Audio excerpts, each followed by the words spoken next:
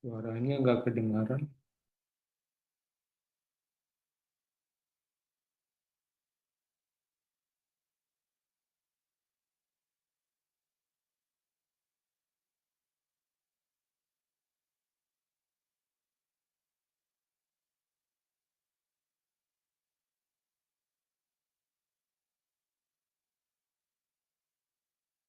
Karya terbesar.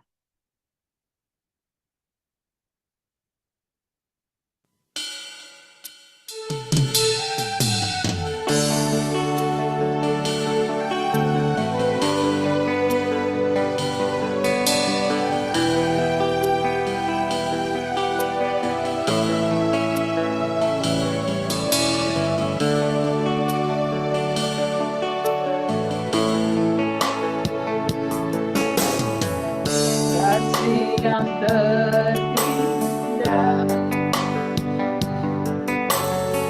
hati yang mulia, hanya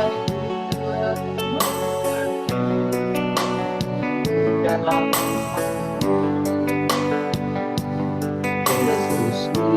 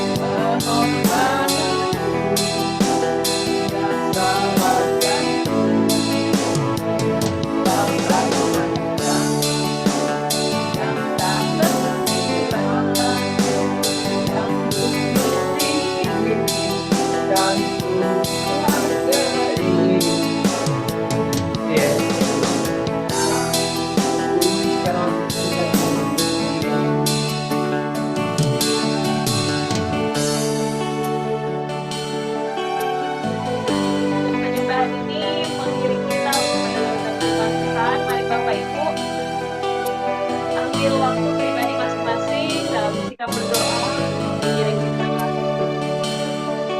Kita pilih karya terbesar. Kasih yang terindah, hati yang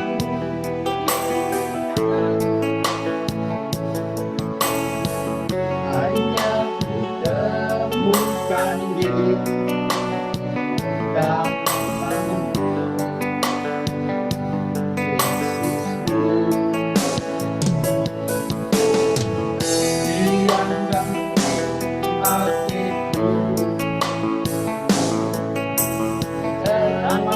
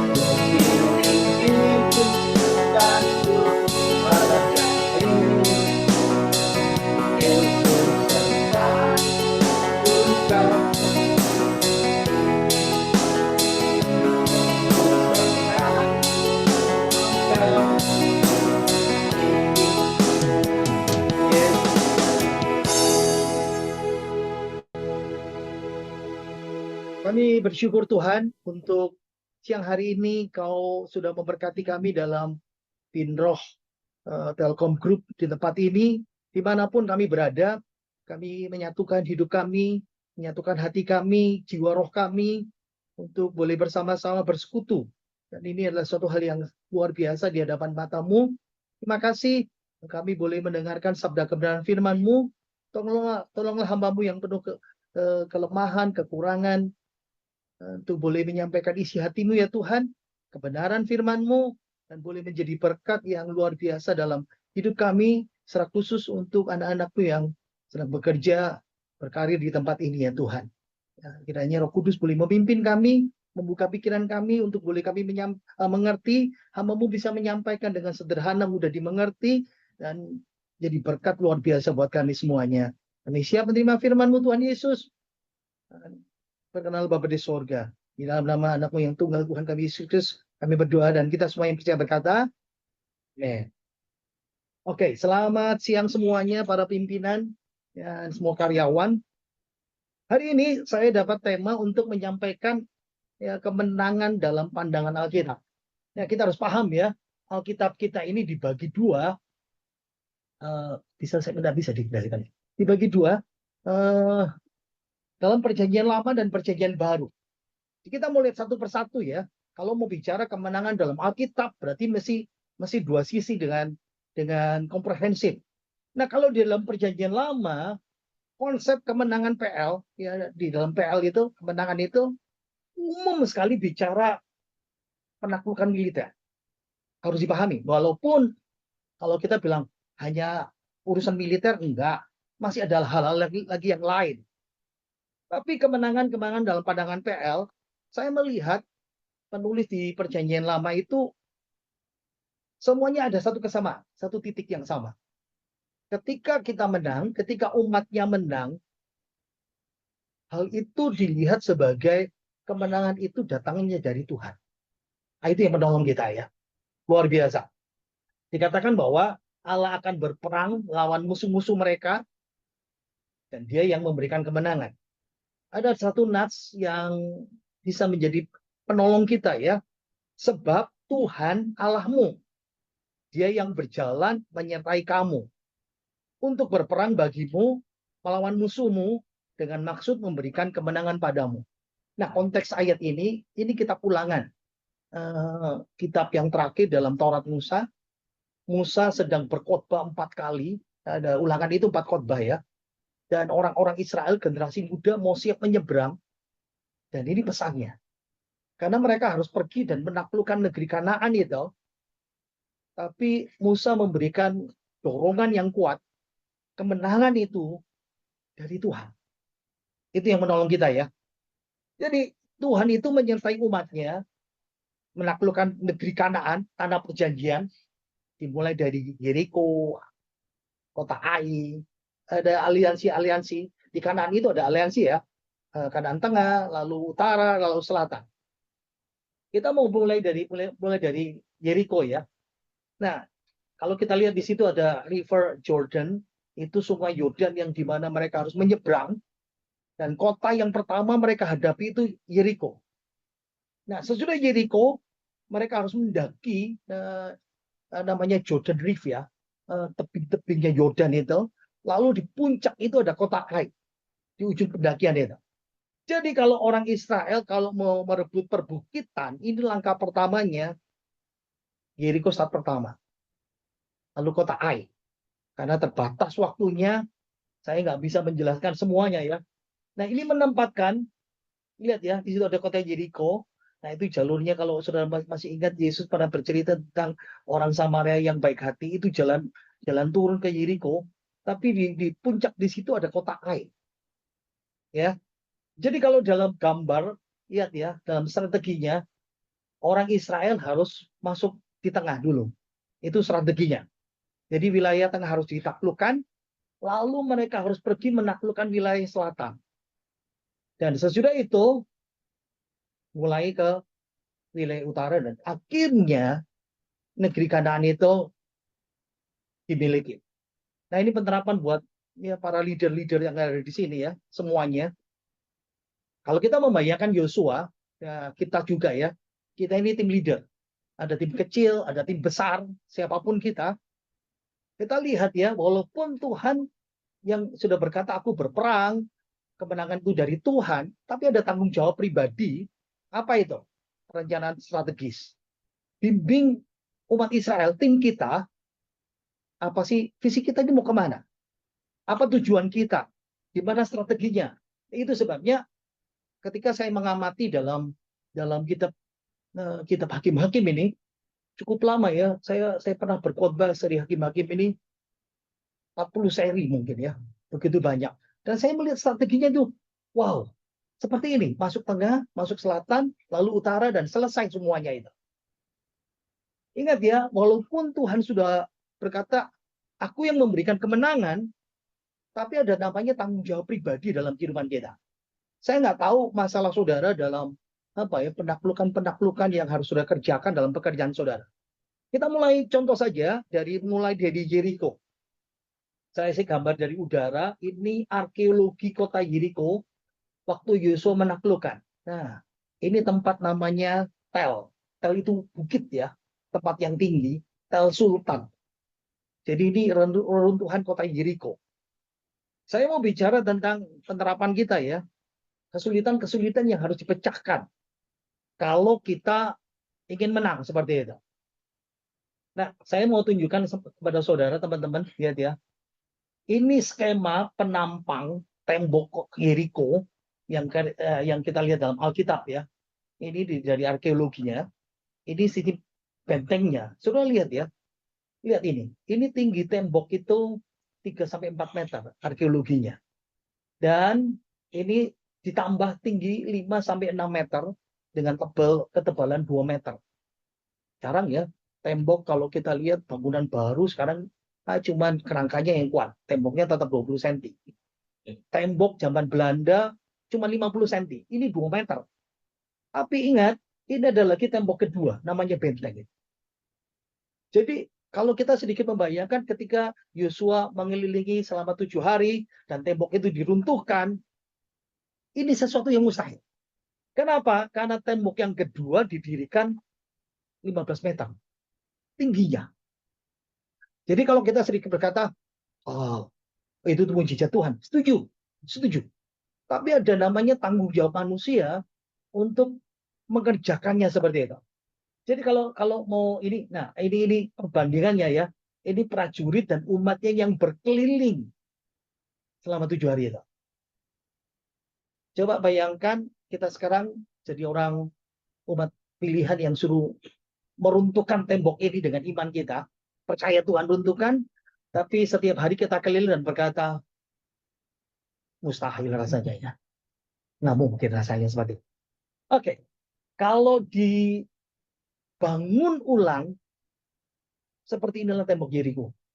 Tapi Alkitab berkata, ingat ya, ini kota pertama yang harus kita taklukkan. Dan pasti mereka masih ingat omongan Musa, Tuhan yang memimpin.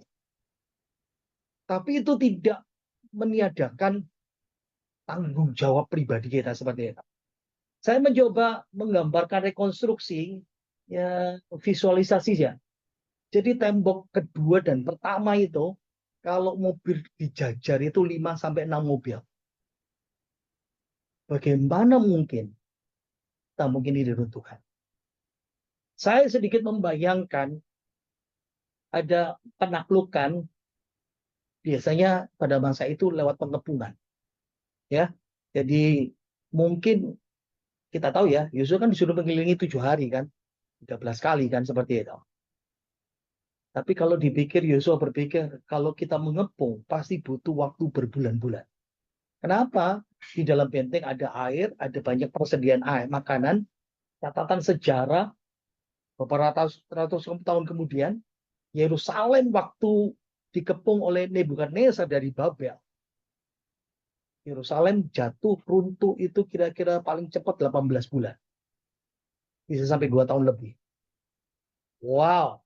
Pernah sedikit membayangkan, saya cari gambar ransum TNI kita ya. 2 juta orang Israel sudah masuk negeri Kanaan. Teman-teman, saya ingatkan, mana begitu masuk negeri tanah perjanjian, mana sudah berhenti. Tuhan tidak kasih suplai makanan itu lagi. Pertanyaannya, kalau berbulan-bulan, siapa yang kasih makan 2 juta orang itu? Itu kesulitan. Catatan penting lagi ya, experience. Yosua tidak punya pengalaman. Dia punya pengalaman perang terbuka sebelumnya, tapi pengepungan negara kota. Kenapa saya katakan negara kota? Jadi kota Yeriko itu disebut negara kota. Itu ada rajanya, itu negara tersendiri, makanya disebut aliansi ya dengan kota-kota yang lain. Yosua tidak punya pengalaman sama sekali. Ada lagi namanya keterbatasan senjata. Mereka nggak punya banyak senjata yang canggih, hanya tombak, panah, dan itu cuma jerami untuk dinding setebal Yeriko dan double yang seperti itu. Oke, coba kita terapkan ini dalam pekerjaan kita ya di Telkom ini. Kadang-kadang jujur aja, kita tahu bahwa ini target yang harus dimenangkan. Nggak bisa mundur lagi, karena sudah dicanangkan dan jujur aja kita butuh keberanian. Saya pernah menemui seseorang yang harus dikuatkan, sudah jadi pimpinan paling tinggi di satu perusahaan bank, dan berkata, rasanya aku sudah sanggup. Karena ada tantangan-tantangan yang berat seperti itu. Kadang-kadang kondisi ini yang membuat kita jujur aja putus asa, give up. Aku nggak sanggup lagi Tuhan. Saya mau bawa saudara di konteks sebelumnya. Waktu Yosua menyeberang dan dia melihat kota Yeriko dari jauh, Tuhan datang. Nah, ini namanya apa ya? Teofani. Yesus Kristus kan lahir 2000 tahun lalu di Bethlehem ya. Tapi di masa PL, dia ada seringkali datang kepada umatnya dalam berbagai bentuk. Salah satunya, aku panglima bala tentara. Aku datang Yosua. Yang luar biasa, saya simpulkan, kalau kita menghadapi tantangan, balik lagi kepada prinsip pandangan Alkitab tentang kemenangan dalam Alkitab. Namanya faktor Tuhan. Kita butuh faktor Tuhan sebagai titik awal kita. Ingat ya, kalau kita mau mulai sesuatu, kita kan pasti berdoa ya. Kita punya banyak strategi, tapi harus ingat titik awal mula. Dan ini kata Panglima Bala Tentara Tuhan itu kepada Yosua. Dikatakan dengan jelas, tanggalkan kasutmu.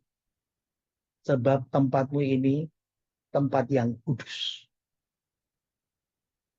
Dan dengan melepas sandalnya, kita tahu bahwa ini simbol ya, buat kita, buat Yosua.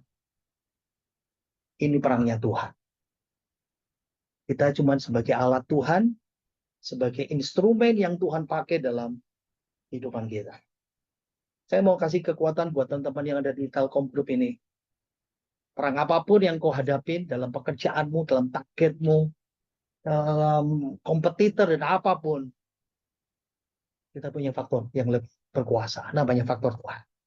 Penting sekali ya, karena pengalaman Exodus waktu mereka keluar dari negeri Mesir, perhambaan itu, Keluaran pasal 14 ayat 14, kita berkata Tuhan akan berperang untuk kamu. Dan kamu akan diam saja. Dan itu yang luar biasa ya. The Lord shall fight for you. Ye shall hold your peace. Kadang-kadang damai sejahtera kita ini dirampas. Karena banyak tekanan, stres berat. Jangan lupa Tuhan menyertai kita. Dan yang saya sukai, saya mau coba balik lagi di sini ya. Panglima Bala Tentara Tuhan. Yesus datang dengan memakai gelar Panglima Bala Tentara Tuhan. Tahu ya, Bala Tentara Tuhan itu merujuk tentaranya malaikat. Tentara surgawi. Saya mau lihat saudara mungkin bisa menebak gambar ini ya. Ini ketika kota Dotan kepung oleh orang tentara Aram dan pelayannya Elisa berkata, Wanku kita binasa, aduh kita pasti mati. Lihat musuh yang di bawah, di darat itu seperti itu banyaknya. Kita pasti binasa. Tapi Tuhan membuat Elisa membuka mata hambanya dan lihat yang menyertai kita lebih banyak. Itu yang Tuhan mau katakan. Sama seperti peristiwa ketika Tuhan Yesus di Taman Getsemani, dia mau ditangkap, dan Petrus sendiri membela dia, sabet telinga hamba itu dengan pedang, dan Tuhan Yesus berkata, sangkamu aku tidak bisa membela diri. Ada 12 malaikat siap membela Yesus. Tapi Yesus tidak pakai hak itu, karena dia mau menyelamatkan saudara dan saya seperti itu. Itu sebabnya saya mau kasih fokus utama kemenangan dalam perjanjian lama. Ini satu nats yang luar biasa. Ya Tuhan, punya mula kebesaran dan kejayaan. Kejayaan itu artinya bisa dia diterjemahkan dalam bahasa Ibrani yang punya mula kemenangan. Kehormatan, kemasyuran, dan keagungan. Ya, segala-galanya yang ada di langit di bumi. Ya Tuhan, punya mula kerajaan. Dan Engkau yang tertinggi itu melebihi segala-galanya sebagai kepala. Kekayaan dan kemuliaan berasal daripadamu. Engkau yang berkuasa atas segala-galanya. Dari tanganmu lah kekuatan dan kejayaan, kemenangan. Dalam tanganmu lah kuasa membesarkan dan mengokohkan segala-galanya. Dan saya menemukan dalam perjanjian lama, dalam kedaulatan Tuhan, bahkan bangsa kafir, musuhnya orang Israel, kerajaan kafir yang nggak kenal Tuhan. Dalam Yeskiel 30:24. Aku Tuhan akan menguatkan tangan Raja Babel dan memberikan pedangku dalam tangannya. Dan ini bicara seperti ini ya, teman-teman. Bahkan musuh namanya Babel yang menguasai 1/4 dunia pada waktu itu, Tuhan berkata, aku yang kasih kemenangan mereka. Aku yang mengatur semuanya itu. Wow, ini masih di kemenangan di perjanjian lama ya. Dan kalau sudah bisa mendebak gambar ini Naaman. 2 Raja-Raja pasal 5 yang pertama, versi bahasa Indonesia masa kini ya. Naaman adalah panglima angkatan bersenjata Syria yang sangat dicintai dan dihargai Raja Syria. Dia masih belum disembuhkan, dia masih sakit kusta. Dia jadi seorang panglima bersenjata yang mengalahkan banyak negara. Lihat yang font kuning ya. Sebab melalui Naaman, orang Syria, bukan umat Tuhan, orang kafir, nggak percaya Tuhan, Tuhan telah memberikan kemenangan kepada tentara Syria. Saya menemukan, wow, berarti umat Tuhan, umat di dunia, Tuhan yang menentukan.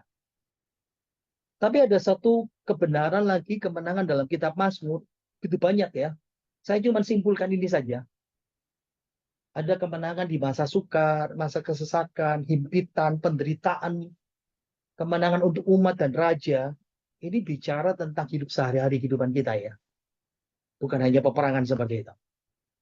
Jadi ingat ya, semua kemenangan dalam kedaulatan Allah kita.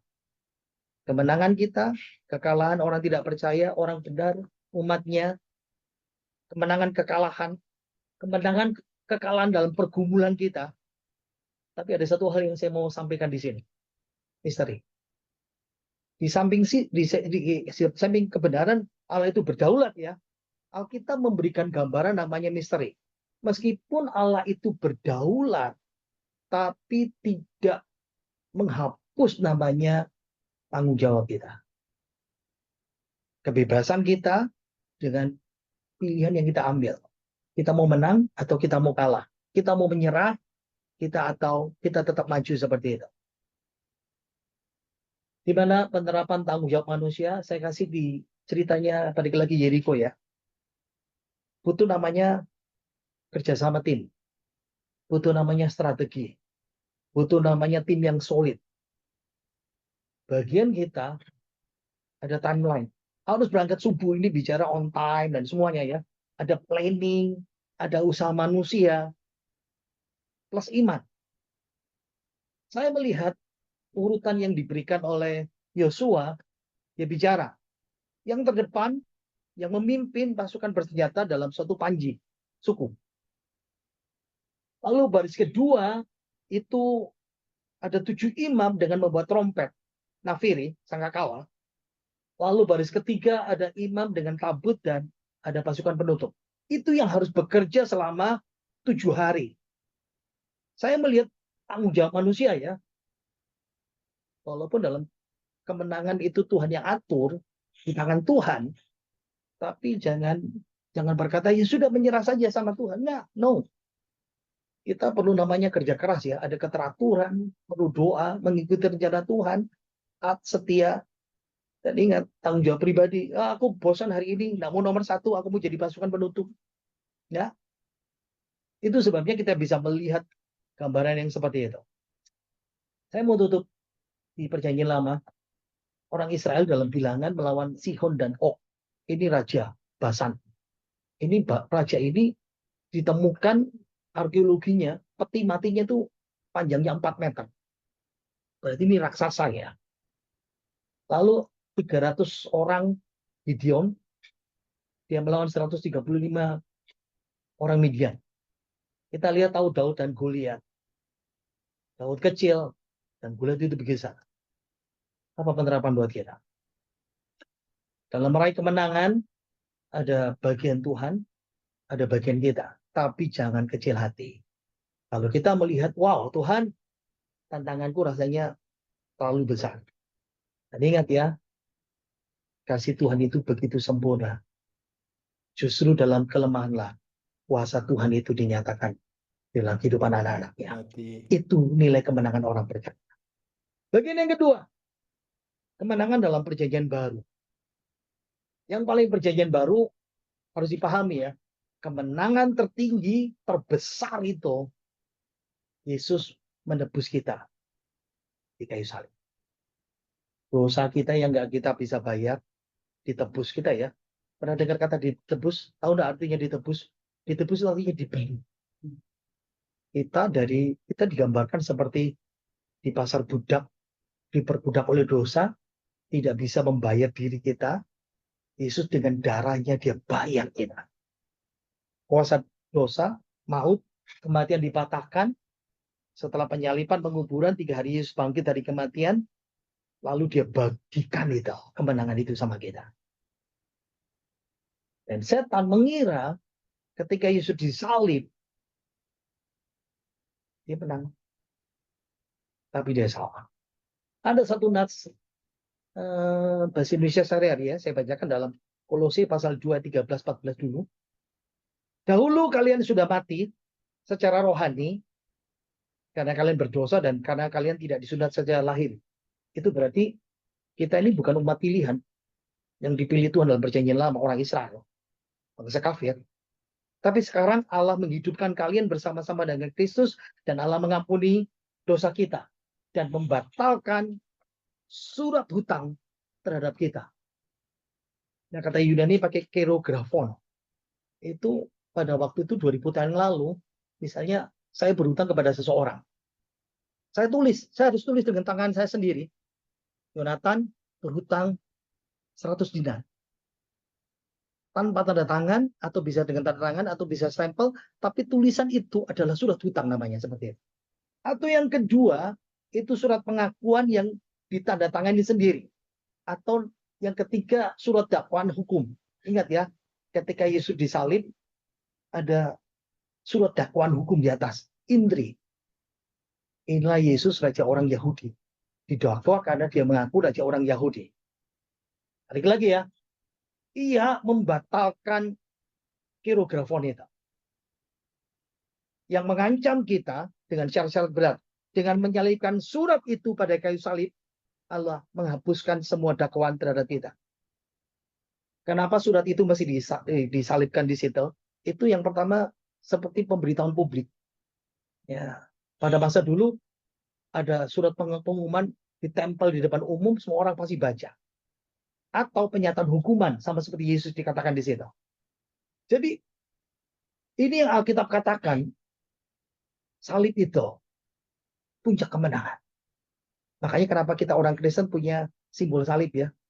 Kalau kita gantungkan di rumah. Ayat selanjutnya. Pada salib itu, Kristus membuat segala roh-roh yang memerintah dan berkuasa tidak lagi berdaya lagi. Mereka dijadikan tontonan umum pada waktu Kristus menggiring mereka sebagai tawanan dalam pawai kemenangannya. Paulus, lihat ya, ayat ini Paulus sedang memakai istilah yang umum. Ada namanya parade kemenangan. Romawi penguasa dunia pada waktu itu, jenderalnya diutus menaklukkan satu kota, satu negara. Ketika negara itu takluk dikalahkan, jenderal Romawi itu akan kembali ke ibu kota, mukanya dicat merah, itu yang tengah. Lalu rampasan, lihat di samping itu ada orang diikat itu, dan mereka pawai menuju ke gerbang kemenangan di kota Roma seperti itu. Jadi ketika orang-orang pada abad pertama baca ayat ini, mereka paham sekali bahwa Yesus disalib itu seperti pawai kemenangan Tuhan Yesus. Tapi kemenangan itu bukan hanya Yesus miliki, kemenangan itu dibagikan kepada saudara dan saya. Saya bacakan ya, 1 Yohanes 5 ayat 4 dan 5. Sebab semua yang lahir dari Allah mengalahkan dunia. Dan inilah kemenangan yang mengalahkan dunia, iman kita. Siapakah yang mengalahkan dunia selain daripada dia yang percaya bahwa Yesus adalah anak Allah. Ingat ya, kunci sederhana bagaimana kita bisa mendapat bagian dari kemenangan Kristus itu. Cuma satu, iman. Iman percaya kepada Kristus. Dan ingat ya, kemenangan Yesus bagian kepada kita. Apa itu? Keinginan daging, keinginan mata, keangkuhan hidup, godaan, dosa. Saya mau menerapkan sederhana ya. Hati-hati dengan godaan korupsi, trikotor, integritas kita. Tunjukkan kita anak Tuhan. Punya hidup rohani yang baik. Punya cara kerja yang baik. Yang paling ujung terakhir, kematian telan dalam kemenangan. Dan itu sebabnya setiap orang yang percaya kepada Yesus, beriman kepada Yesus, kematian itu bukan sesuatu yang menakutkan lagi. Kalau begitu, bagaimana dengan hidup sehari-hari? Yesus kasih senjata rohani ya, untuk kita bisa menang atas kuasa kegelapan. Ambillah seluruh perlengkapan senjata Allah. Ini dalam konteks berdoa senantiasa apa saja? Ketopong keselamatan, baju zirah keadilan, perisai iman, ikat pinggang kebenaran, berkasutkan kerelaan, memberitakan Injil, dan pedang roh. Ingat ya, Tuhan membawa kita dalam kemenangan demi kemenangan. Kitab yang terakhir, kita penutup. Banyak bicara kemenangan. 7 jemaat di pasal 2, pasal 3, ada satu frase yang dikatakan, barang siapa menang, barang siapa menang. Tuhan kasih janji berkat di kekekalan. Dan kemenangan akhir itu miliknya Yesus. Dia akan datang kembali, pasal 19, berkuasa atas bumi. Pasal 20, dia menentukan nasib manusia dan iblis dalam pengadilan-pengadilan. Lalu kita masuk di kekekalan. Di bumi baru, surga baru, dan Yerusalem baru. Terakhir. Ini penerapan buat kita ya. Jadi teman-teman, pahami ya, faktor Tuhan. Harus dipahami. Itu yang memberikan kita kemenangan yang besar. Dan saya melihat sepanjang perjanjian lama dan perjanjian baru. Sampai kita wahyu. Saudara dan saya dibentuk jadi warrior. Jadi pejuang. Pejuang yang harus meraih kemenangan-kemenangan kita. Saya mendorong teman-teman semuanya, dimanapun saudara berada, engkau adalah pejuang. Pejuang imanmu, berjuang dalam rumah tanggamu, pekerjaanmu, terlebih pekerjaan kita di tempat ini. Ayat terakhir, slide terakhir. 2 Korintus 10 ayat yang keempat. Bukan senjata buatan manusia yang saya gunakan untuk merobohkan benteng iblis.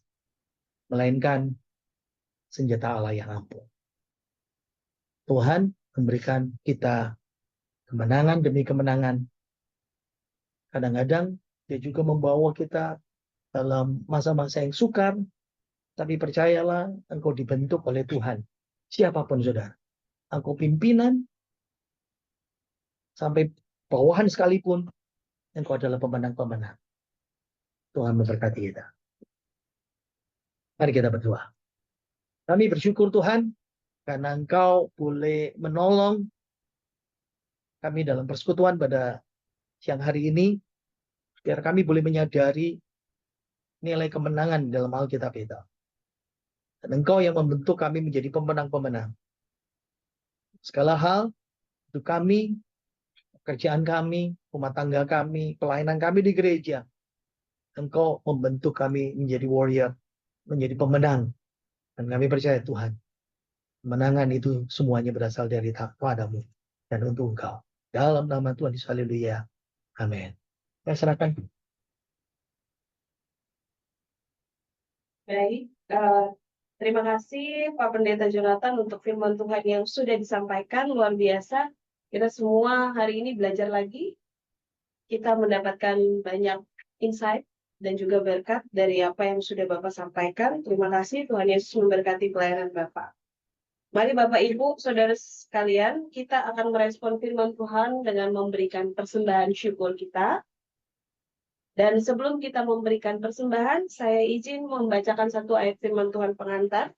Hendaklah masing-masing memberikan menurut kerelaan hatinya, jangan dengan sedih hati atau karena paksaan, sebab Allah mengasihi orang-orang yang memberi dengan sukacita.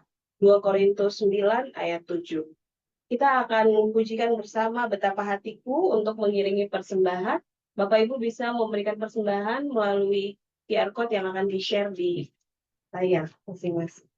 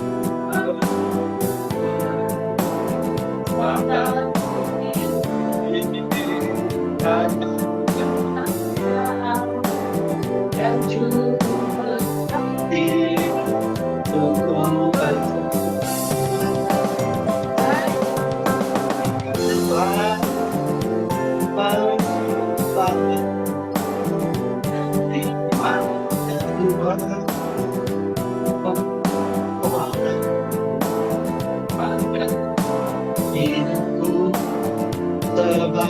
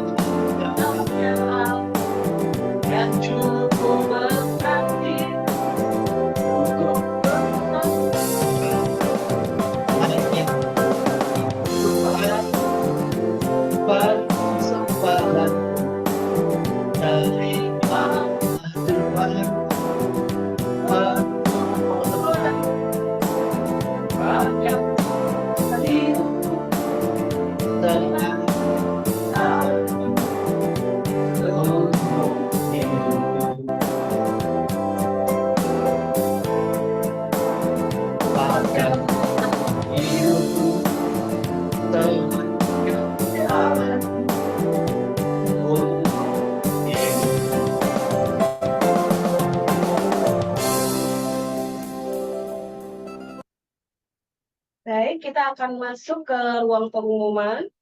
Sebelum itu, yang pertama, atas nama Persekutuan Binroh Kristen Telkom Group, kami sampaikan terima kasih kepada Bapak Pendeta Jonathan Octavianus yang telah melayani kami pada ibadah hari ini. Kiranya Tuhan Yesus selalu memberkati Bapak dalam pelayanan.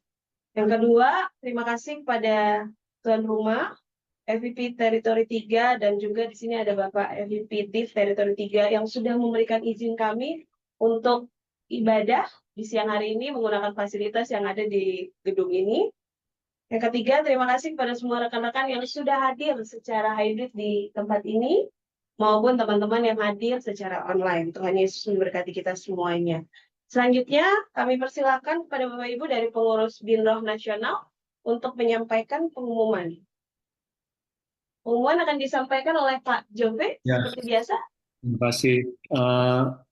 Bang Raden, boleh diberikan izin share? Terima kasih Bapak Pendeta Jonathan Octavianus untuk firman-Nya yang sangat memberkati. Sorry, mohon bisa diberikan saya privilege untuk sharing?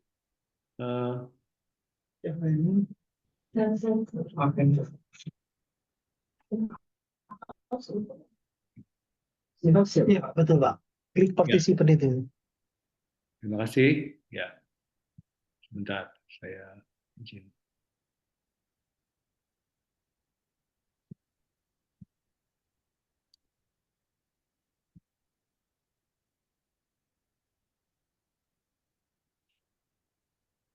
Oke, mudah-mudahan kelihatan ya, sudah kelihatan semuanya. Terima kasih kepada Binroh Kristiani TR3 Jawa Timur yang sudah menjadi host pada acara ibadah Kristiani Telkom Group reguler. Kami dari saya Jovi Sinaga mewakili pengurus Binroh Kristiani Nasional. Izin mengumumkan beberapa hal ya. Pertama tentang ibadah reguler. Jadi ibadah reguler memang kita adakan setiap Jumat siang, ya kecuali kalau hari libur, tentu saja. Ataupun jika tidak ada acara-acara besar ya, misalnya perayaan Paskah atau Natal, atau acara-acara khusus lainnya. Nah, mulai bulan ini ada sedikit perubahan format. Jadi setiap Jumat pertama di setiap bulan, tapi khusus di Telkom Hub, di Komplek Telkom Hub Jakarta, maksudnya di ya, TSO, TLT gitu ya, itu ada ibadah misa Katolik jadi dengan format ibadah Katolik, tapi diundang juga untuk yang denominasi dari non-Katolik yang jika berminat silakan menghadiri ibadah ini. Kemudian ibadah reguler yang lainnya tetap diadakan secara hybrid dengan host berganti-gantian ya, agar kita bisa saling experience setiap Binroh Kristiani di Telkom Group, baik di anak perusahaan maupun di divisi ataupun di regional itu bisa melayani, diberi kesempatan melayani menjadi host dari ibadah Telkom Group. Diumumkan untuk minggu depan 11 Juli itu dengan host Binroh Kristiani Telkom Sigma ya kalau nggak salah di di Sentul ya, ini markas besarnya. Kemudian ibadah reguler Jumat 18 BSD bukan Sentul, BSD Jumat 18 Juli minggu depannya lagi dengan host PD Telkomsel, dan Jumat 25 Juli dengan host Binroh Kristiani Telkom Group Jabotabes. Mari kita saling mengingatkan dan ajak rekan-rekan kita sesama Kristiani ya. Kita undang juga bukan hanya yang organik ya, teman-teman kita Kristiani ya, Katolik maupun Protestan yang outsource juga silakan diundang. Nah, yang kedua menara doa. Kenapa kita sebut menara? Karena menara ya kalau kita lihat di perjanjian lama terutama itu ada setiap kota, tadi salah satunya kayak yang disebutkan pendeta tadi ya, itu di tembok kotanya itu ada bagian tertinggi, itu biasanya ditempatkan untuk pengintai dan penjaga, ya kan, untuk mengintai dan berjaga-jaga mengantisipasi bahaya yang berpotensi datang pada kota. Jadi penjaga itu bukan hanya mengamati, tapi juga dia memberitahu, dia memperingatkan rakyat atau pemerintah di dalam kota itu. Ini ada bahaya nih. Nah, kita sebagai umat Tuhan nih, kami sejak bulan Mei lalu ya, sebelum ada pergantian BOE Telkom Group, kita sudah memulai Menara Doa ini, program Menara Doa ini setiap hari Selasa dan Kamis pada sore hari secara hybrid pukul 17.30. Jadi kenapa ini kita buat supaya tidak mengganggu pekerjaan kita ya. Dan ini waktu Indonesia Barat maksudnya. Sehingga kalau waktu Indonesia Tengah dan Timur harusnya lebih bisa lagi mestinya ya, karena mestinya sudah bukan di jam kerja, malah sudah di rumah mungkin ya. Jadi ayolah mari kita sebagai umat Tuhan kita mengambil sejenak sekitar setengah jam, nggak lama-lama, sebagai penjaga bagi Telkom Group, bagi bangsa dan negara kita, bagi gereja-gereja Tuhan di Indonesia. Agar apa? Agar dalam situasi yang sangat-sangat tidak stabil sekarang ini ya, ada perang, ada ekonomi ya, banyak ketidakmenentuan yang membuat kita menjadi takut ya, atau bahkan bukan hanya takut ya, kita juga jadi bingung ya apa yang harus dilakukan. Mari kita sebagai penjaga dan pengintai bagi perusahaan dan juga bagi bangsa kita, serta bagi gereja Tuhan di Indonesia. Kita lakukan dalam kesatuan dari berbagai perusahaan di Telkom Group, jadi bukan hanya PT Telkom, semua anak perusahaan juga diundang, dan dari berbagai band posisi ya. Jadi yang band 1, band 2, silakan. Kita lakukan secara hybrid, on-site-nya di TLT lantai 7, nah kebetulan tempatnya tinggi, jadi seperti menara juga nih. Gitu ya, kita bisa secara literal sebagai menara gitu ya, dan online Zoom. Undangan kita bagikan di WA Group maupun Telegram Group Bidroh Kristian. Nah, TBA ini sudah lama tidak diumumkan. Bagaimana TBA Group tetap jalan kan ya? Jalan ya. Hari ini kita dalam kitab Yehezkiel, ya, Yehezkiel itu kitab yang sangat termasuk yang sulit dibaca gitu ya. Tapi percayalah, apapun yang kita baca, meskipun kita tidak mengerti, misalnya ya, mari kita tetap setia dalam membaca firman Tuhan sesuai dengan jadwal atau target bacaan yang sudah diberikan.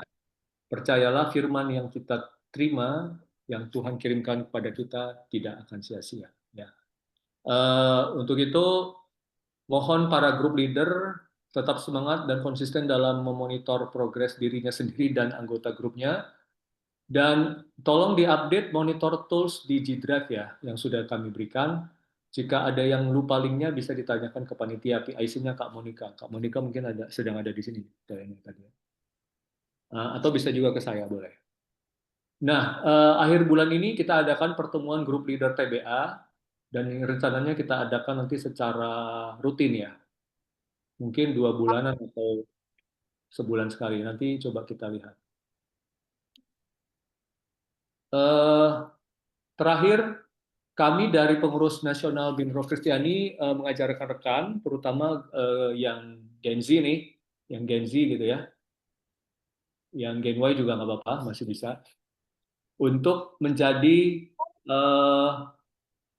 membantu di pelayanan di Bidroh nasional ya, atau juga boleh untuk di Bidroh regionalnya ya. Nanti, tapi tetap kita daftarkan gitu ya. Nanti akan kita lakukan beberapa training. Di sini masih ada beberapa lowongan lah gitu ya. Misalnya worship leader, singer, pemusik, multimedia, sosial media ini penting ya, karena sekarang zaman digital, fotografi, pendoa. Nah ini khusus untuk yang tadi, terutama menara doa tadi.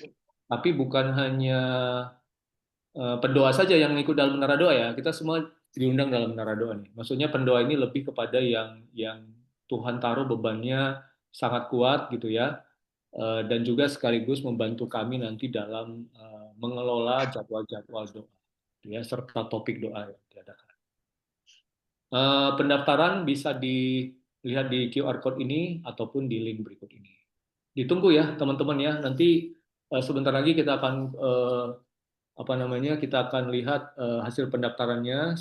Katanya sekarang sudah ada sekitar 20-an. Kami sedikit lagi dari berbagai regional, silakan mendaftar ya, terutama anak-anak muda nih, Gen Y sama Gen Z. Terima kasih. Demikian kami kembalikan kepada pengurus Pindro Kristiani Jawa Timur.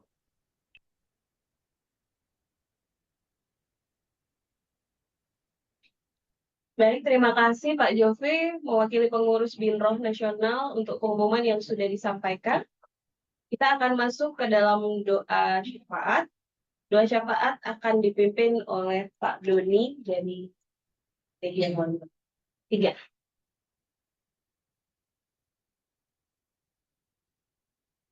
Mari saudara-saudara terkasih, kita berdoa dan bersyukur pada Tuhan. Kami bersyukur kepadamu ya Tuhan, atas segala penyertaan-Mu dalam kegiatan Ibu Kristiani Telkom Group Nasional siang hari ini. Yang atas kemurahan Tuhan, Tuhan telah pimpin kami. Tuhan telah mampukan kami. Tuhan telah berkati juga Bapak Pendeta Jonathan. Dan perkenankanlah kami bermohon,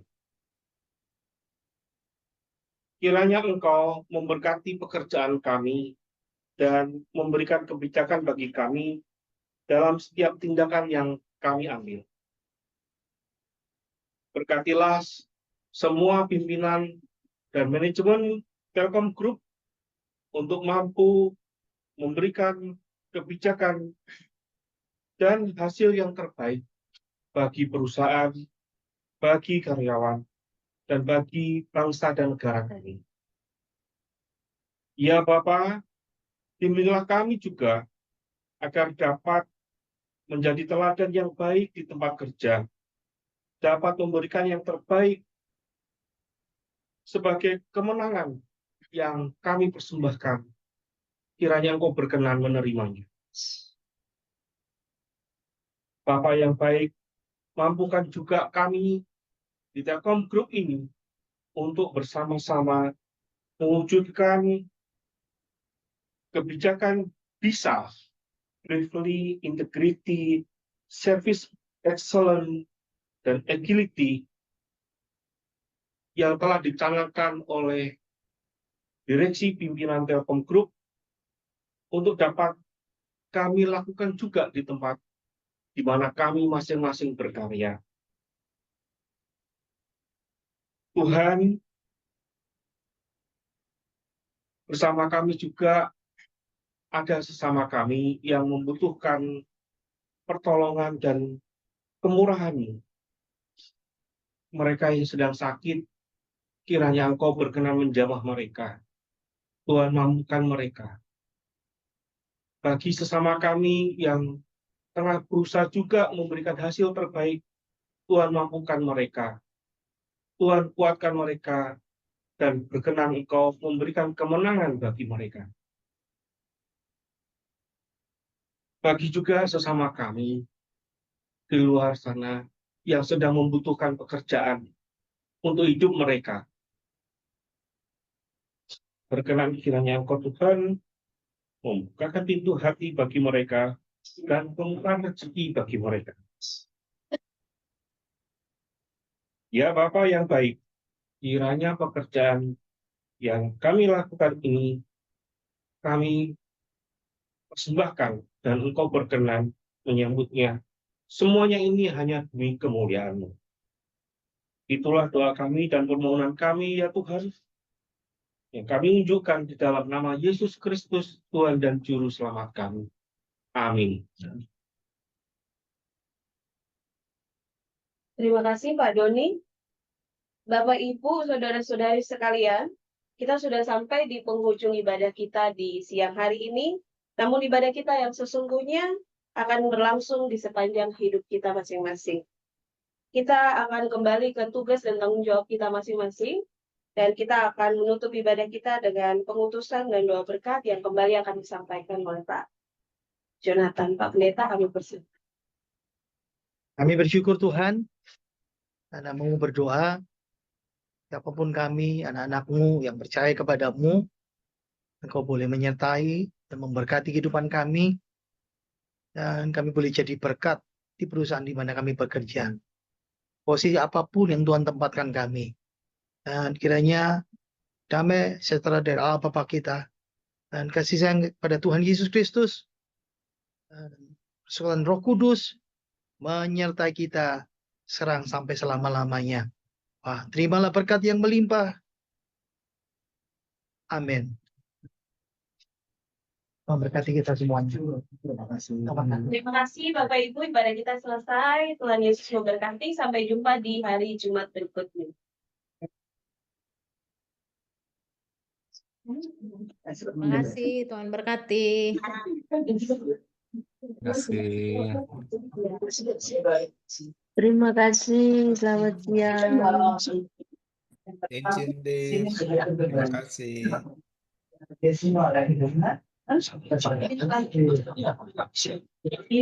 Kita kasih tutup saja supaya kita bukanya gampang. Ya. Terima kasih.